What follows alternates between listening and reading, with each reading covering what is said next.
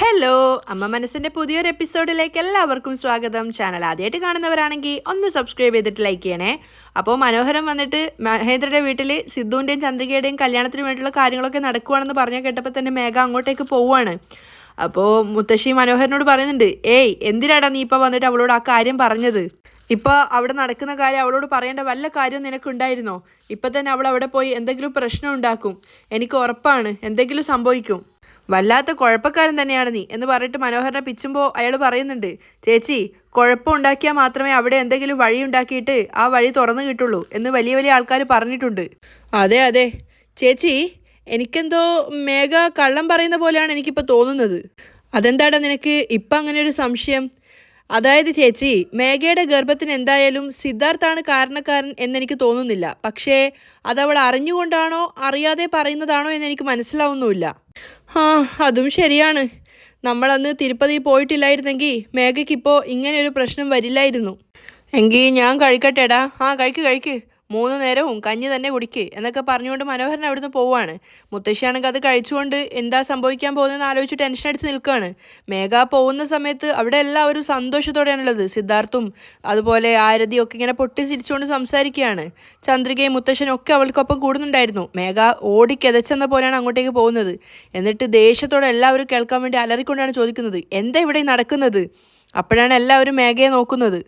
എല്ലാവരും ദേഷ്യത്തോടെയാണ് മേഘയെ നോക്കുന്നത്. മേഘയാണെങ്കിൽ ജാനകിയോട് ചോദിക്കുന്നുണ്ട്, എന്താ ജാനകി അമ്മായി, ചന്ദ്രികയ്ക്ക് കല്യാണത്തിന് മുഖാന്തരമുള്ള കാര്യങ്ങളൊക്കെ ചെയ്തു കൊടുക്കുവാണോ? നിങ്ങൾ വലിയ തെറ്റാണ് ജാനകി അമ്മായി ചെയ്യുന്നത്, വലിയ തെറ്റാണ്. നിങ്ങൾ എനിക്കല്ലേ ഈ കടമയൊക്കെ ചെയ്യേണ്ടത്? നിങ്ങളുടെ മകന്റെ കുഞ്ഞിനെ ഞാനല്ലേ എൻ്റെ വയറ്റിൽ ചുമക്കുന്നത്? മേഘ വീണ്ടും അതുതന്നെ ആവർത്തിച്ച് പറയുന്നത് കേട്ടപ്പോൾ എല്ലാവർക്കും ദേഷ്യം വരുന്നുണ്ടായിരുന്നു. എന്നിട്ട് നിങ്ങൾ എനിക്ക് തരാതെ ഇത് ചന്ദ്രയ്ക്ക് കൊടുക്കുന്നത് നല്ലതാണോ എന്ന് ദേഷ്യത്തോട് ചോദിക്കുകയാണ് മേഘ. നിങ്ങൾക്ക് തന്നെ ഇത് ന്യായമായിട്ടാണോ തോന്നുന്നത്? ആരും മറുത്തൊരക്ഷരം പറയാതെ നിൽക്കുകയാണ്. അപ്പോൾ മഹേന്ദ്രൻ വന്നിട്ട് മേഘയോട് ദേഷ്യത്തോടെ തട്ടിക്കയറുന്നുണ്ട്. മേഘ, ഇത് ഞങ്ങളുടെ കുടുംബത്തിലെ വിഷയമാണ്. ഇതിൽ തലയിടാൻ നിനക്കൊരു അവകാശവും ഇല്ല. ഈ വലിഞ്ഞു കയറി വരുന്ന ആൾക്കാരെ പോലെ സംസാരിക്കാൻ നിൽക്കാതെ ഇറങ്ങി പോവാൻ നോക്ക്. ഓ, ഞാൻ അത്രത്തോളം തരംതാണു പോയോ? അത്രയും നിങ്ങളിൽ നിന്നൊക്കെ അകന്നു പോയോ? മേഘ തിരിച്ചു ചോദിക്കുകയാണ്. അതിനുശേഷം ചന്ദ്രികയോട് ചോദിക്കുന്നുണ്ട്, ചന്ദ്രിക, നിനക്ക് നാണം തോന്നുന്നില്ലേ? സിദ്ധാർത്ഥ എന്നെ ചതിച്ചിട്ട് നിന്നെ കല്യാണം ചെയ്യാനാണ് പോകുന്നത്. ഇത് നിനക്ക് തെറ്റായിട്ട് തോന്നുന്നില്ലേ? സിദ്ധുവും ചന്ദ്രികയും പരസ്പരം മുഖത്തോട് മുഖം നോക്കുവാണ്. ചന്ദ്രിക മറുത്തൊരക്ഷരം മേഘയോട് പറയുന്നില്ല. ജാനകി അമ്മായി ഇനി നിനക്ക് ചെയ്യേണ്ട കടമകൾ ചെയ്താലും അത് കൈനീട്ട് നീ വാങ്ങിക്കാൻ പാടുണ്ടായിരുന്നോ?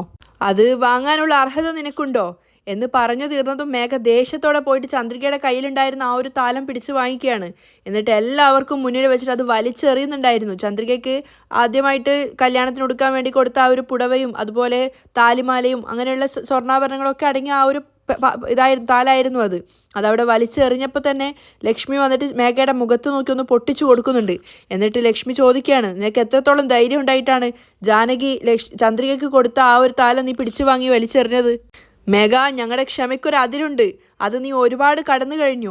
ഇനി ഞങ്ങൾക്ക് നിന്നോട് ക്ഷമിച്ചു തരാൻ സാധിക്കില്ല. മര്യാദയ്ക്ക് നീ ഇറങ്ങിപ്പോയിക്കോ, മഹേന്ദ്രൻ ദേഷ്യത്തോടെ പറയാണ്. മേഘ വല്ലാതെ കരഞ്ഞു പോയിട്ടുണ്ടായിരുന്നു. ആരുമില്ലാതെ ഒറ്റപ്പെട്ടു പോയ പോലെ അവൾക്ക് വല്ലാത്ത സങ്കടം തോന്നുവാണ്. ഒന്നാമത് ഗർഭിണി കൂടി ആയിരുന്നല്ലോ. അപ്പോൾ അവൾ കരഞ്ഞുകൊണ്ട് മഹേന്ദ്രനോട് പറഞ്ഞു പോവാണ്, അച്ഛാ, ചന്ദ്രിക ഈ വീട്ടിലേക്ക് വന്നിട്ട് 3 വർഷം കൂടി തികച്ചായിട്ടില്ല. അപ്പോഴേക്കും നിങ്ങൾ എല്ലാവരും അവളെ തലയിൽ എടുത്തു വെച്ച് നടക്കുവാണ്. ഇത്രയും വർഷം ഞാനല്ലേ നിങ്ങളുടെ മകളായിട്ട് ഈ വീട്ടിൽ ജീവിച്ചിട്ടുണ്ടായിരുന്നത്. അങ്ങനെയുള്ള എന്നോട് എങ്ങനെ നിങ്ങൾക്ക് എല്ലാവർക്കും ഇങ്ങനെ ദ്രോഹം ചെയ്യാൻ പറ്റുന്നത്? ഞാൻ നിങ്ങളുടെ വയറ്റിൽ ജനിച്ചിട്ടില്ലെങ്കിലും ഞാൻ നിങ്ങളുടെ മകൾ തന്നെ ആയിരുന്നില്ലേ? ലക്ഷ്മിയോട് കരഞ്ഞോട് ചോദിക്കുകയാണ് മേഘ. ചന്ദ്രികയ്ക്ക് അത് കേട്ടപ്പോൾ വല്ലാത്തൊരു വിഷമം തോന്നുന്നുണ്ടായിരുന്നെങ്കിലും ലക്ഷ്മിക്കും മഹേന്ദ്രനും അത് കേട്ടപ്പോൾ ഒട്ടും സ്നേഹമോ കരുണയോ ഒന്നും തോന്നുന്നില്ല. സിദ്ധാർത്ഥ് എന്നെ ചതിച്ചിട്ട് ചന്ദ്രികയെ കല്യാണം കഴിക്കാൻ ആഗ്രഹിക്കുന്നു. നിങ്ങളെല്ലാവരും അവന് കല്യാണം കഴിച്ചു കൊടുപ്പിക്കാനും നിൽക്കുന്നു. നിങ്ങൾക്ക് തന്നെ ഇത് നാണക്കേടായിട്ട് തോന്നുന്നില്ലേ? മേഘ നിസ്സഹായമായിട്ടാണ് സംസാരിക്കുന്നത്. കാരണം അപ്പോഴും അവൾ കരുതുന്നത് അവളുടെ വയറ്റിൽ വളരുന്ന കുഞ്ഞിൻ്റെ അച്ഛൻ സിദ്ധു തന്നെയാണെന്നാണ്. പക്ഷേ ദേഷ്യത്തോടെ മഹേന്ദ്രൻ പറയുന്നുണ്ട്, ഇങ്ങോട്ട് നോക്ക് മേഘ, അച്ഛൻ അമ്മ എന്നൊക്കെ പറഞ്ഞിട്ട് സ്നേഹത്തോടെ ഈ വീട്ടിലേക്ക് ഇനിയും വലിഞ്ഞു കയറി വരാമെന്ന് നീ കരുതണ്ട. എന്ന് നീ ലക്ഷ്മിയെ ചതിച്ച് ഈ വീടിൻ്റെ മുഴുവൻ സ്വത്തുക്കളും നിന്റെ പേരിലാക്കിയോ അന്ന് ഈ കുടുംബവും നീയും തമ്മിലുള്ള എല്ലാ ബന്ധവും അവസാനിച്ചു കഴിഞ്ഞതാണ്. അത് കേട്ടപ്പോൾ എല്ലാവർക്കും ആ ഒരു കാര്യം ഓർമ്മയിൽ വരുന്നുണ്ടായിരുന്നു. എല്ലാവരും ദേഷ്യത്തോടെ പല്ലിറുമിക്കൊണ്ടാണ് മേഘയെ നോക്കുന്നത്, ലക്ഷ്മി ഉൾപ്പെടെ. അപ്പോൾ മഹേന്ദ്രൻ പറയുന്നുണ്ട്, അതുകൊണ്ട് ഞാൻ ഇപ്പം തന്നെ തീർത്ത് പറയുകയാണ്, ഈ കുടുംബത്തിനും നിനക്കും തമ്മിൽ യാതൊരു ബന്ധവും ഇല്ല. നിന്നെ വളർത്തി എന്നുള്ളൊരു തെറ്റ് കാരണം, അച്ഛൻ പറഞ്ഞ ആ ഒരൊറ്റ കാരണം കൊണ്ട് മാത്രമാണ് നിന്നെ ഇപ്പോഴും ആ വീട്ടിൽ ഞങ്ങൾ താമസിക്കാൻ അനുവദിക്കുന്നത്. മര്യാദയ്ക്ക് ഈ വീട്ടിൽ നിന്ന് ഇറങ്ങി പോവാൻ നോക്ക്. അപ്പോൾ മേഘക്ക് മനസ്സിലായി അവരോട് സംസാരിച്ചിട്ട് കാര്യമില്ലാന്ന്. അവൾ വീണ്ടും സിദ്ധാർത്ഥനോട് പറയാണ്, ഇങ്ങോട്ട് നോക്ക് സിദ്ധു, എൻ്റെ വയറ്റിൽ വളരുന്ന കുഞ്ഞിൻ്റെ അച്ഛൻ നീയാണ്. നീയും ഈ സത്യം എല്ലാവർക്കും മുന്നിൽ സമ്മതിച്ചേ മതിയാവൂ. ഇല്ലെങ്കിൽ നിന്നെയും നിന്റെ കുടുംബത്തെയും ഞാൻ വെറുതെ വിടുന്നു നീ കരുതണ്ട. എന്നെ ചതിക്കാമെന്നാണ് നീ കരുതുന്നതെങ്കിൽ ഏതറ്റം വരെയും പോവാൻ ഞാൻ തയ്യാറാണ്. മേഘ എല്ലാവരെയും വെല്ലുവിളിച്ചുകൊണ്ട് ഭീഷണിപ്പെടുത്തിക്കൊണ്ട് ചന്ദ്രികയോട് പറയുന്നുണ്ട്, ചന്ദ്രിക, നീയായിട്ട് തന്നെ സിദ്ധാർത്ഥിൻ്റെ ജീവിതത്തിൽ നിന്ന് പൊയ്ക്കാളാ. ഞങ്ങളെ തമ്മിൽ പിരിക്കാനാണ് നീ വിചാരിക്കുന്നതെങ്കിൽ പിന്നീട് ഞാൻ വെറുതെ ഇരിക്കുന്നു നീ കരുതണ്ട. അതൊക്കെ കേട്ടപ്പോൾ ചന്ദ്രിക ആകെ സങ്കടം തോന്നുവാണ്. എല്ലാവരും തിരിച്ചൊരക്ഷരം പറയാനാവാതെ നിൽക്കുകയാണ്. അപ്പോൾ മേഘ എല്ലാവരോടായിട്ട് പറയുന്നുണ്ട്, നിങ്ങൾക്ക് എല്ലാവർക്കും ഞാൻ അവസാനമായിട്ടൊരു അവസരം കൂടി തരാം. മര്യാദയ്ക്ക് സിദ്ധാർത്ഥിൻ്റെ കൂടെ എൻ്റെ കല്യാണം നടത്തി തന്നോളൂ. ഇല്ലെങ്കിൽ നിങ്ങൾ ഒരാളെ പോലും ഞാൻ വെറുതെ വിടുമെന്ന് നിങ്ങൾ കരുതണ്ട. അപ്പോൾ ജാനകി പറയാണ്, ആരുടെ വീട്ടിൽ വന്നിട്ട് ആരെയാ നീ ഭീഷണിപ്പെടുത്തുന്നത്? മര്യാദയ്ക്ക് ഇവിടുന്ന് ഇറങ്ങി പോകാൻ നോക്കടി. ഞാനെന്തിന് ഇവിടുന്ന് ഇറങ്ങിപ്പോകണം? സിദ്ധാർത്ഥിൻ്റെ കുട്ടി എൻ്റെ വയറ്റിൽ വളരുന്നുണ്ട്. അവനെ എൻ്റെ കൂടെ പറഞ്ഞു വിട്, എങ്കിൽ ഞങ്ങൾ പോയിക്കോളാം. വീണ്ടും വീണ്ടും മേഘത ആവർത്തിച്ച് പറയും തോറും സിദ്ധാർത്ഥിൻ്റെ ദേഷ്യം കയറിക്കൊണ്ടേയിരിക്കുകയാണ്. നോക്ക്, ഇനി ഒരു പ്രാവശ്യം നിൻ്റെ വയറ്റിൽ വളരുന്ന കുഞ്ഞിൻ്റെ അച്ഛൻ ഞാനാണെന്ന് പറഞ്ഞു കഴിഞ്ഞാൽ പിന്നെ ഞാൻ നിന്നെ എന്താ ചെയ്യാമെന്ന് എനിക്ക് തന്നെ അറിയില്ല. മര്യാദയ്ക്ക് ഇറങ്ങിപ്പോയിക്കോ. ആഹാ, ഇറങ്ങിപ്പോയില്ല നീ എന്താ ചെയ്യുക കാണട്ടെ. മേഘയും വിട്ടുകൊടുക്കുന്നില്ല. ഇറങ്ങിപ്പോയിക്കോന്ന് മര്യാദയ്ക്ക് പറയുമ്പോൾ വീണ്ടും വീണ്ടും നീ ഇത് തന്നെ പറഞ്ഞുകൊണ്ടേ ഇരിക്കുകയാണോ എന്നും പറഞ്ഞിട്ട് സിദ്ധാർത്ഥ് ദേഷ്യത്തോടെ മേഘയ്ക്ക് അടുത്തേക്ക് വരികയാണ്. അവന് വന്ന ദേഷ്യത്തിന് അവൻ ചിലപ്പോൾ മേഘയെ കൊല്ലുന്ന എല്ലാവർക്കും ഭയം ഉണ്ടായിരുന്നു. മേഘയാണെങ്കിൽ ഒന്ന് കാണാമെന്നുള്ള മട്ടിൽ തന്നെയാണ് നിൽക്കുന്നത്. സിദ്ധാർത്ഥിനെ ചന്ദ്രികയും ലക്ഷ്മിയൊക്കെ ചേർന്ന് പിടിച്ചു വെക്കുകയാണ്. മേഘയാണെങ്കിൽ ആരതിയും പിടിച്ചു വെക്കുന്നുണ്ട്. പക്ഷേ മേഘ ഇങ്ങനെ കളിച്ചുകൊണ്ടേ ഇരിക്കുകയാണ്. എന്താ ചെയ്യുന്നത് നോക്കട്ടെ എന്നുള്ള അർത്ഥത്തിൽ. എന്നെ എന്താ അവൻ ചെയ്യുന്നത് ഞാനൊന്ന് കാണട്ടെ എന്നിങ്ങനെ ആരതിയുടെ കൈ കിടന്ന് കുതറിക്കൊണ്ട് പറയുന്നുണ്ട്. വീണ്ടും വീണ്ടും സിദ്ധു പറഞ്ഞു കൊടുക്കുകയാണ്, മര്യാദയ്ക്ക് നിന്നോട് ഇവിടുന്ന് ഇറങ്ങി പോകാനാണ് പറഞ്ഞത്. അല്ലെങ്കിൽ എൻ്റെ ദേഷ്യം നീ കാണുക തന്നെ ചെയ്യും. നീ തന്നെ എൻ്റെ വയറ്റിൽ വളർന്ന കുഞ്ഞിൻ്റെ അച്ഛൻ നീയാണെന്ന് സമ്മതിച്ചേ മതിയാവൂ. അവർ രണ്ടുപേരും മുഖത്തോട് മുഖം നോക്കിയിട്ട് വല്ലാത്ത മത്സരമാണ്.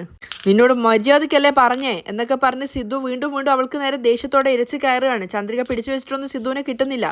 ആരതിയാണെങ്കിൽ പൊയ്ക്കോ പൊയ്ക്കോ എന്നൊക്കെ പറഞ്ഞ് മേഘയെ പിടിച്ച് മാറ്റാൻ ശ്രമിക്കുന്നുണ്ട്. പക്ഷേ മേഘയാണെങ്കിൽ സിദ്ധുവിനോട് കട്ടയ്ക്ക് സംസാരിക്കുകയാണ്. സിദ്ധുവിനെ കൂട്ടിയിട്ട് അകത്തേക്ക് പോകാൻ വേണ്ടി ചന്ദ്രികയോട് പറഞ്ഞപ്പോൾ ചന്ദ്രിക സിദ്ധാർത്ഥിനെ അകത്തേക്ക് തള്ളി കൊണ്ടുപോവാണ്. സാർ നടക്ക് സാർ. ആരതിയാണെങ്കിൽ മേഘയെ പുറത്തേക്കും വലിച്ചുകൊണ്ട് പോവാണ്. ദിവസം കഴിയും തോറും പ്രശ്നം വഷളായിക്കൊണ്ടേ ഇരിക്കുകയാണെന്ന് ജാനകിക്കും മുത്തശ്ശിക്കും മഹേന്ദ്രൻ ലക്ഷ്മിക്കൊക്കെ മനസ്സിലായിക്കൊണ്ടിരിക്കുന്നുണ്ടായിരുന്നു. മേഘ നേരെ പോയത് അവളുടെ അച്ഛനായ ശരവണനെ കാണാൻ വേണ്ടിയിട്ടാണ്. അയാൾക്ക് മുന്നിരുന്നിട്ട് അവൾ പൊട്ടി കരയാണ്. അപ്പോൾ സങ്കടത്തോടെ ശരവണൻ ചോദിക്കുന്നുണ്ട്, മേഘ എന്തിനാ മോളെ നീ കരയുന്നത്? എന്താ പറ്റിയത്? അച്ഛനോട് പറ. അച്ഛാ, സിദ്ധാർത്ഥനെ വല്ലാതെ അപമാനിക്കുകയാണ് അച്ഛാ. എന്താ മോളെ നീ പറയുന്നത്? അതെ അച്ഛാ, ഞാൻ അവനെതിരെ പോലീസിൽ കംപ്ലൈൻറ്റ് ചെയ്തിട്ട് പോലും വീട്ടിൽ അവൻ കാപ്പ് കെട്ടുന്ന ഫംഗ്ഷൻ നടത്തിക്കൊണ്ടിരിക്കുകയായിരുന്നു, അവൻ്റെയും ചന്ദ്രികയുടെയും.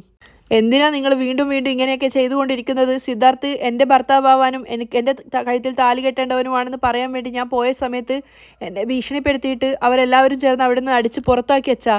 മേഘ കരഞ്ഞുകൊണ്ട് കഴിഞ്ഞുപോയ കാര്യങ്ങളൊക്കെ പറയാണ്. ജാനകിയുടെ മുന്നിൽ പോയി നിന്നതും ചന്ദ്രയ്ക്കാണോ ഇങ്ങനെ ഒരു കാര്യം ചെയ്യുന്നത്, എനിക്കല്ലേ ചെയ്യേണ്ടതെന്ന് ചോദിച്ച സമയത്ത് ജാനകി ദേഷ്യത്തോടെ അവളോട് പെരുമാറിയതും അവസാനം സിദ്ധാർത്ഥ് ദേഷ്യത്തോടെ അവളെ അടിക്കാൻ വന്ന സമയത്ത് ആരതി അവളെ പിടിച്ച് പുറത്താക്കിയതും ഒക്കെ അച്ഛനോട് പറഞ്ഞു കൊടുക്കുകയാണ്. അതൊക്കെ പറഞ്ഞു കഴിഞ്ഞപ്പോഴേക്കും മേഘ വീണ്ടും കരഞ്ഞുകൊണ്ടേ ഇരിക്കുകയാണ്. അപ്പോൾ ശരവണനാണെങ്കിൽ മേഘയെ സപ്പോർട്ട് ചെയ്തുകൊണ്ടാണ് സംസാരിക്കുന്നത്. ചെയ്യേണ്ട തെറ്റൊക്കെ അവർ ചെയ്തിട്ട് നിന്നെ ഇപ്പോൾ അപമാനിക്കാൻ ശ്രമിക്കുകയാണോ? ചോദിക്കാൻ നിനക്ക് ആരുമില്ലെന്നാണ് അവർ കരുതിയത്. ഈ ഒരു പ്രശ്നം എനിക്ക് വിട്ടേക്ക് മോളെ. ഇതെങ്ങനെയാണ് വലിയ പ്രശ്നമാക്കി മാറ്റേണ്ടതെന്ന് ഞാൻ നിനക്ക് പറഞ്ഞു തരാം. നിന്നെ ഗർഭിണിയാക്കിയിട്ട് സിദ്ധു ചന്ദ്രികയുടെ കഴുത്തിൽ താലി കെട്ടാമെന്നാണോ കരുതിയത്? അതൊരിക്കലും നടക്കില്ല. മേഘ, ഞാൻ പറയുന്നത് പോലെ നീ ചെയ്താൽ മതി. അതിനുശേഷം സിദ്ധാർത്ഥും മഹേന്ദ്രനും ഒക്കെ നിന്റെ കാൽക്കൽ വന്ന് വീഴും. എന്താ അച്ഛാ ഞാൻ ചെയ്യേണ്ടത്? അച്ഛൻ പറ. നാളെ ഒരു പ്രസ് മീറ്റിംഗ് അറേഞ്ച് ചെയ്യണം. സോഷ്യൽ മീഡിയയിലുള്ള എല്ലാവരെയും, അതായത് TV, പത്രം, ചാനൽ, അങ്ങനെ എല്ലാ ആൾക്കാരെയും അവിടെ നീ വരുത്തിക്കണം. എന്നിട്ട് സിദ്ധു നിൻ്റെ അടുത്ത് മോശമായി പെരുമാറിയതും നിന്നെ അവൻ ഗർഭിണിയാക്കിയതും ഒക്കെ തെളിവ് സഹിതം എല്ലാവർക്കും മുന്നിൽ നീ കാണിച്ചു കൊടുക്കണം. മീഡിയയ്ക്ക് മുന്നിൽ വെച്ചിട്ട് നിങ്ങളാണ് എന്നെ സിദ്ധാർത്ഥിനൊപ്പം ചേർത്തേണ്ടതെന്നും അല്ലെങ്കിൽ ഞാൻ ജീവനോടെ ഉണ്ടാവില്ലെന്നും പറഞ്ഞ് ഇമോഷണലായിട്ട് അവർക്ക് മുന്നിൽ നിന്ന് നീ കരയണം. നാളത്തെ മെയിൻ ന്യൂസായിട്ട് ഈ ഒരു കാര്യമായിരിക്കണം എല്ലാ ചാനലിലും എല്ലാ പത്രത്തിലും വരേണ്ടത്. അത് കാണുന്ന ഓരോരുത്തരും സിദ്ധാർത്ഥ് വേണം നിന്നെ കല്യാണം കഴിക്കാൻ എന്നുള്ളത് തീർത്ത് പറയണം. അതിനുശേഷം നീ വിചാരിക്കുന്നത് പോലെ സിദ്ധു നിന്റെ വഴിക്ക് വരും.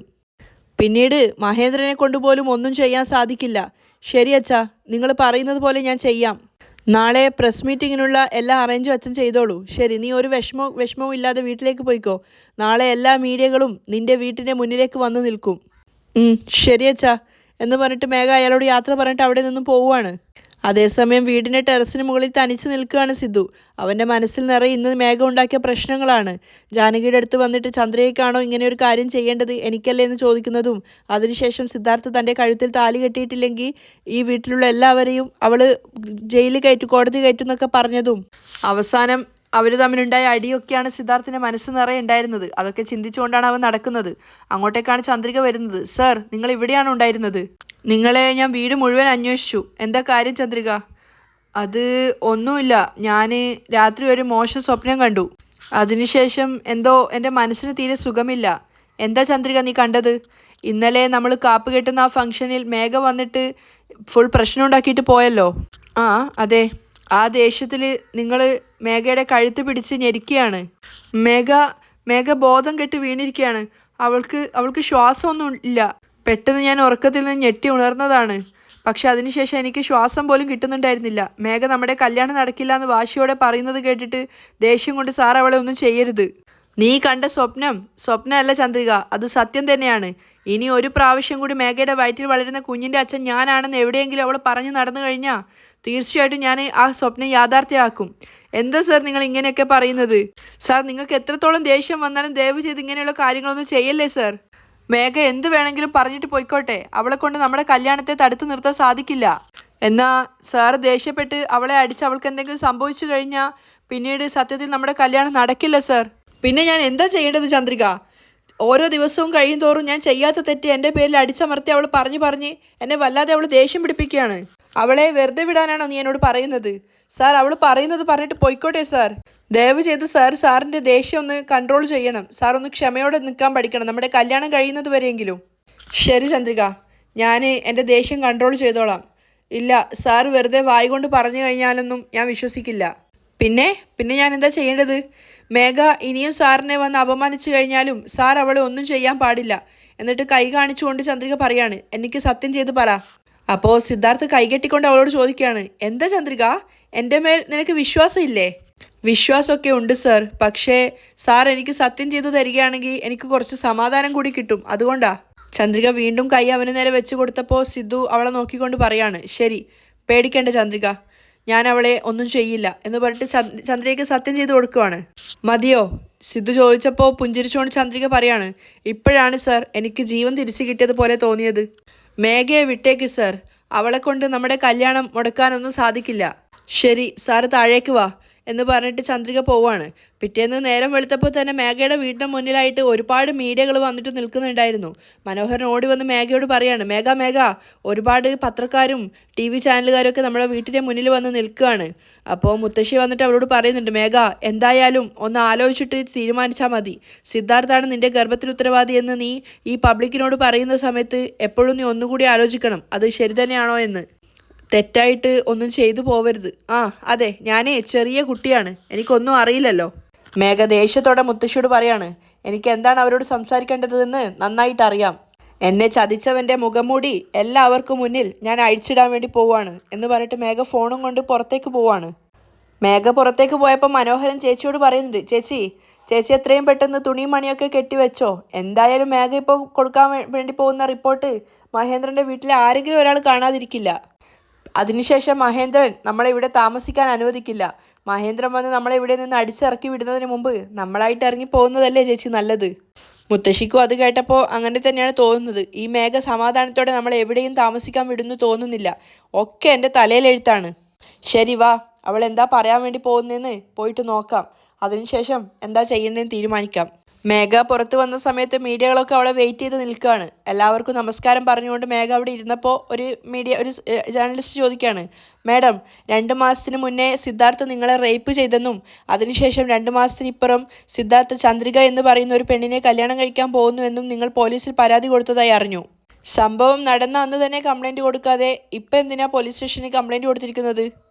മേഘ അതിന് മറുപടി പറയാതെ തൻ്റെ കയ്യിലുണ്ടായിരുന്ന സിദ്ധുവിൻ്റെ ഒരു ഫോട്ടോ അവർക്ക് നേരെ കാണിച്ചു കൊടുക്കുകയാണ്. എല്ലാവരും സൂം ചെയ്തിട്ട് അത് ഫോട്ടോ എടുക്കുന്നുണ്ട്. എന്നിട്ട് മേഘ സംസാരിച്ചു തുടങ്ങുവാണ്. ആക്ച്വലി ഇതാണ് സിദ്ധാർത്ഥ്.